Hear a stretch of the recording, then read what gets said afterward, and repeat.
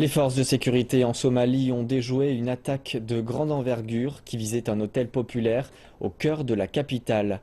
Les services de renseignement somaliens ont intercepté jeudi le candidat à l'attentat suicide et son véhicule à 15 km au sud de Mogadiscio. Les autorités de Mogadiscio ont intercepté un véhicule chargé d'explosifs aux portes de Mogadiscio. À l'intérieur du véhicule, ils ont retrouvé un étalage d'armes, dont des lance-grenades propulsées par roquettes, des grenades à main, des cartouches de gaz, des écrous et du carburant. Le candidat à l'attentat suicide a également été arrêté lors de l'opération. Selon les autorités, les militants avaient pris pour cible un hôtel du centre-ville fréquenté par les députés et la diaspora. La cible de cet attentat aujourd'hui était l'hôtel Makka Al-Mukarrama. La majorité des hôtels dans la capitale sont constamment des cibles.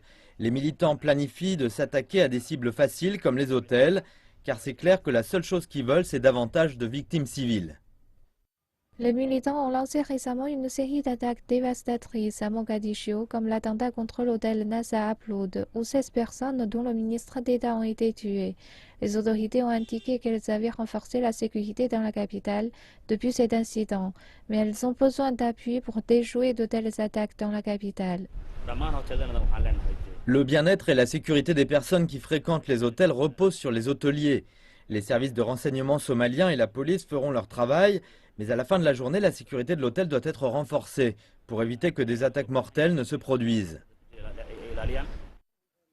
Les militants Shebab ont juré d'augmenter les attaques à l'encontre du pays. Ils cherchent à renverser le président Hassan Sheikh Mohamud et son gouvernement soutenu par la communauté internationale.